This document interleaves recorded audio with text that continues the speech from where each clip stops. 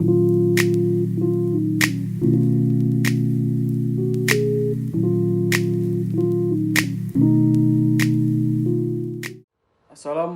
warahmatullahi wabarakatuh.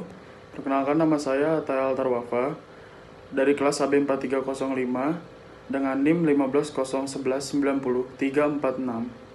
Saya akan mempresentasikan tentang pengaruh bisnis sepatu lokal terhadap perekonomian Indonesia. Sekarang masuk kita ke pendahuluan. Pendahuluan ada 4 bagian, yaitu ada latar belakang, rumusan masalah, batasan masalah, dan tujuan penulis. Yang pertama kita akan masuk ke latar belakang.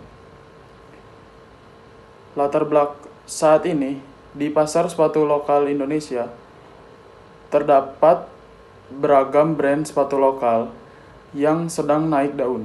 Brand-brand sepatu tersebut bersaing dalam harga, kualitas, dan desain yang unik untuk meraih marketplace di Indonesia. Jumlah konsumen sepatu lokal di Indonesia sangat banyak. Sedangkan di sisi lain, jumlah produsen sepatu lokal juga banyak. Masing-masing memiliki merek tersendiri. Merek-merek tersebut berfungsi sebagai tanda pengenal untuk pembeda dari merek sepatu lokal lainnya. Pemilik brand sepatu lokal membuat sebuah sepatu yang memiliki cerita berbeda-beda. Contohnya seperti sepatu Kompas. Salah satu sepatu yang mereka keluarkan adalah Gazelle. Gazelle ini memiliki cerita tersendiri, yaitu seseorang yang dipercaya oleh pemilik perusahaan sepatu Kompas, yaitu Aji Handoko. Aji ditunjuk sebagai kreatif director oleh pemilik Kompas, yaitu Pak Gunawan. Aji memulai desain sepatu Gazelle ini pada awal tahun 2017. Dan pada tahun 2018, momen awal sepatu Kompas kembali hidup. Masih banyak sepatu yang memiliki desain unik seperti Brodo, Nah Project, Geof-Max, Kodachi, Saint Barclay, World Division, Sage Footwear, dan masih banyak lainnya. Untuk saat ini, sepatu lokal sangat memberikan peluang yang besar bagi perekonomian Indonesia. Dikarenakan masyarakat saat ini sudah mau menggunakan brand-brand sepatu lokal yang kualitasnya tidak kalah dengan brand-brand luar yang sudah memiliki nama yang besar. Berdasarkan fenomena di atas, maka kami mengambil judul pengaruh bisnis sepatu lokal terhadap perkembangan ekonomi Indonesia. Penting untuk diteliti. Yang kedua ada batasan masalah. Untuk membatasi penulisan ini agar fokus terhadap judul yang kami bicarakan, perkembangan terhadap bisnis sepatu lokal dan pengaruh bisnis sepatu lokal terhadap perekonomian Indonesia. Yang ketiga ada rumusan masalah. Rumusan masalah kita ada 2. Yang pertama, bagaimana perkembangan bisnis sepatu lokal, dan yang kedua ada bagaimana pengaruh bisnis sepatu lokal terhadap perekonomian Indonesia. Dan yang terakhir ada tujuan penulis. Untuk meningkatkan kesadaran masyarakat terhadap eksistensi produk sepatu lokal, semoga kedepannya akan lebih banyak lagi merek sepatu lokal yang berbeda dan memiliki model-model yang lebih unik dari yang sebelum-sebelumnya. Assalamualaikum warahmatullahi wabarakatuh. Di sini saya akan menjelaskan mengenai landasan teori. Yang pertama yaitu pengertian bisnis. Bisnis menurut bahasa atau etimologi berasal dari bahasa Inggris, yaitu bisnis yang berarti kesibukan. Nah, kesibukan di sini berarti kesibukan yang berorientasi pada keuntungan atau profit. Lalu bisnis menurut istilah atau terminologi, saya mengambil dari salah satu ahli, yaitu Satria. Nah, Satria berpendapat bahwa bisnis adalah suatu kegiatan yang berorientasikan pada keuntungan atau profit yang memproduksi barang dan atau jasa untuk memenuhi kebutuhan masyarakat. Nah, jadi secara umum bisnis adalah suatu kegiatan yang memproduksi barang dan atau jasa untuk memperoleh keuntungan dan memenuhi kebutuhan masyarakat. Lalu yang kedua, perkembangan ekonomi Indonesia. Nah, saya akan menjelaskan terlebih dahulu mengenai sejarah sistem ekonomi di Indonesia. Sejarahnya yaitu Indonesia dijajah oleh Belanda selama kurang lebih 350 tahun atau 3,5 abad. Nah, dari penjajahan tersebut, semua hal itu di Indonesia bergantung pada atau terpengaruh oleh Belanda. Nah, salah satunya yaitu ekonomi. Awalnya Belanda kedatangan Belanda ke Indonesia yaitu sebagai penjajah ekonomi, bukan penjajah fisik. Namun karena Belanda ingin menguasai rempah-rempah Indonesia, maka Belanda melakukan kekerasan senjata untuk menguasai rempah-rempah di Indonesia. Nah, salah satunya yaitu karena dibentuknya organisasi perdagangan Belanda yaitu yang bernama VOC. Nah, lalu VOC bubar pada tahun 1799. Lalu Belanda membuat sistem ekonomi yang baru yaitu sistem tanam paksa atau kultur stelsel. Nah, sistem tanam paksa tersebut berlangsung selama kurang lebih 1 abad, dan karena munculnya paham liberalis di Eropa, nah sistem tanam paksa ini menuai banyak kritik. Lalu Belanda mengganti sistem tersebut menjadi sistem kapitalis liberal. Setelah itu, para pemimpin atau para tokoh bangsa Indonesia membuat sebuah gagasan dan menciptakan sebuah gagasan yang baru, yaitu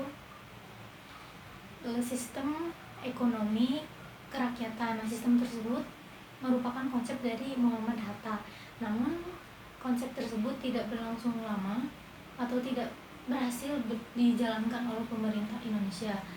Nah, selanjutnya yaitu karena lengsernya rezim Orde Lama karena peristiwa berdarah pada tahun 1966, maka rezim Orde Baru muncul, dan rezim tersebut membawa sistem ekonomi yang baru yang didasarkan pada trilogi pembangunan. Trilogi pembangunan itu apa saja? Nah, yang pertama yaitu pertumbuhan ekonomi yang tinggi, yang kedua stabilitas ekonomi, dan yang ketiga yaitu pemerataan. Namun kenyataannya pada saat ini sistem ekonomi yang sekarang itu tercermin atau mencerminkan sistem ekonomi kapitalis yang menyebabkan dualisme ekonomi. Nah, dualisme ekonomi itu yaitu adanya dua hal yang amat berbeda dalam suatu masyarakat yang hidup bersamaan secara berdampingan. Salah satu contohnya yaitu antara orang kaya dengan orang miskin yang tak berpendidikan. Yang selanjutnya adalah perkembangan ekonomi Indonesia. Nah, pada tahun 2018 ekonomi Indonesia mencapai 5,17%. Turun pada tahun berikutnya itu 2019 menjadi 5,02%. Nah, tetapi hal ini masih terbilang aman dan relatif stabil karena perlajuan atau ekonomi global itu sedang mengalami penghambatan atau keterlambatan. Nah, karena keterlambatan ini dipicu oleh perang dagang yang dilakukan oleh Amerika Serikat dan Cina. Nah, untuk tahun sekarang yaitu 2020, Indonesia diprediksi akan meningkat dalam hal ekonomi, tetapi pemerintah tetap harus mengantisipasi dan mengatasi berbagai faktor-faktor. Nah, salah satunya itu faktor yang berpotensi akan muncul dan faktor-faktor yang masih menjadi penghambat pertumbuhan ekonomi Indonesia. Sekian materi dari saya. Assalamualaikum warahmatullahi wabarakatuh. Assalamualaikum warahmatullahi wabarakatuh. Nama saya Anissa Bulan Maharani. Saya akan menjelaskan mengenai pengaruh bisnis sepatu lokal terhadap perekonomian Indonesia. Jadi saat ini, bisnis sepatu lokal sedang sangat menjamur. Menurut Bapak Triawan Munaf, selaku Kepala Badan Ekonomi Kreatif atau Bekraf, di tahun 2018, kontribusi sektor ekonomi kreatif terhadap PDB nasional sangat meningkat. Ekonomi kreatif sendiri adalah model ekonomi baru yang didasarkan pikiran dan gagasan yang akan menjadi tulang punggung Indonesia di kemudian hari. Menurut catatan Kementerian Perindustrian Republik Indonesia sendiri, kinerja gemilang banyak ditunjukkan dari berbagai industri, terutama industri kulit, bahan dari kulit, dan alas sepatu. Hal ini didasarkan oleh meningkatnya permintaan dari luar negeri, terutama permintaan produk sepatu. Dan menurut BPS atau Badan Pusat Statistik, industri fashion adalah salah satu sektor ekonomi kreatif penyumbang terbesar di PDB nasional Indonesia. Untuk mengembangkan bisnis sepatu lokal, ada banyak strategi yang bisa kita kembangkan. Salah satunya adalah strategi marketing. Kalau misalnya kita lihat dari brand-brand mancanegara, salah satu faktor mengapa mereka memiliki banyak sekali konsumen adalah strategi marketing mereka yang mampu menarik perhatian banyak orang. Di dunia yang sekarang penuh dengan hal-hal berbau digital, mereka mampu memanfaatkan media untuk memasarkan produk mereka. Dan konten promosinya dibuat semenarik mungkin sehingga memiliki segmentasi konsumen tertentu. Biasanya yang menjadi segmentasi dari produsen-produsen sepatu adalah anak muda. Akhir-akhir ini, brand sepatu lokal banyak meraih kebangkitan, dan hal ini tidak lepas dari strategi para pelaku usaha yang mulai memanfaatkan media sosial sebagai media promosi mereka. Menurut Syed Muhammad, selaku CEO USS Networks, ada dua hal yang penting diperhatikan para pelaku usaha ketika berbisnis sepatu. Yang pertama adalah kualitas, yang kedua adalah sistem pemasaran. Bicara soal kualitas, bisnis sepatu lokal, brand-brand sepatu lokal itu tidak kalah dari brand-brand luar negeri. Sekarang sistem pemasaran. Menurut Jejo, founder dari Urban Sneaker Society, media sosial memegang peranan penting dalam proses pemasaran suatu produk. Seperti contohnya Urban Sneaker Society ini memiliki YouTube channel dan juga bekerja sama dengan influencer-influencer di Indonesia. Dan didirikannya Urban Sneaker Society juga menjadi salah satu usaha untuk mengembangkan industri sepatu lokal. Urban Sneaker Society diharapkan dapat menjadi ekosistem dari event dan media sehingga bisa dimanfaatkan brand-brand sepatu lokal maupun internasional dalam memasarkan produknya secara adil. Salah satu brand sepatu lokal yang sangat terkenal di kalangan masyarakat Indonesia adalah brand sepatu Kompas. Jadi sebenarnya Kompas sudah ada sejak tahun 98, tapi saat itu belum terlalu terkenal, sampai foundernya Gunawan Kahar hampir gulung tikar. Tapi di tahun 2017, Gunawan Kahar dipertemukan dengan Aji Handoko Purbo. Dan pertemuan ini menghasilkan ide untuk kembali mengembangkan brand sepatu Kompas. Aji Handoko Purbo pun dipercaya untuk mengurus ranah kreatif dan ranah bisnis dari brand sepatu Kompas. Tahun 2018 menjadi titik balik dari sepatu Kompas ketika mereka melakukan rebranding dan menghasilkan merek sepatu yang selalu laku di pasaran. Bahkan, sepatu Kompas dijuluki sebagai sepatu gaib karena penjualannya selalu ludes dalam hitungan detik ketika baru dibuka sesinya. Dan ada beberapa faktor kenapa sepatu Kompas bisa sangat sukses. Yang pertama adalah material. Jadi material sepatu Kompas ini terkenal tidak terlalu tebal tapi berkualitas sehingga lentur dan nyaman digunakan. Selain itu harganya juga cukup terjangkau untuk sepatu yang sangat berkualitas. Dan brand sepatu Kompas ini memiliki desain yang sangat unik. Jadi toe cap-nya itu hanya 1/4 dari sepatu-sepatu pada umumnya. Sepatu Kompas sendiri juga memiliki strategi marketing yang sangat baik. Contohnya adalah ketika mereka bekerja sama dengan Brian Notodiharjo dan menghasilkan Kompas Bravo yang berhasil habis 100 pasang di hari pertama peluncurannya. Assalamualaikum warahmatullahi wabarakatuh. Saya Rizky Mulya. Saya akan melanjutkan presentasi dari teman-teman saya. Saya akan mempresentasikan bagian 4, yaitu bagian penutup. Di bagian penutup ada 2, yaitu bagian pertama ada yang namanya kesimpulan, yang kedua ada saran. Oke, kesimpulan yang bisa diambil dari pembahasan di atas adalah yang pertama, bisnis lokal, brand-brand lokal itu sangat berpengaruh terhadap perekonomian Indonesia. Di mana selain sektor manufaktur, sektor bisnis lokal itu sangat berpengaruh terhadap ekonomi Indonesia. Yang kedua, dari segi kualitas, brand sepatu lokal ini tidak kalah dari brand luar.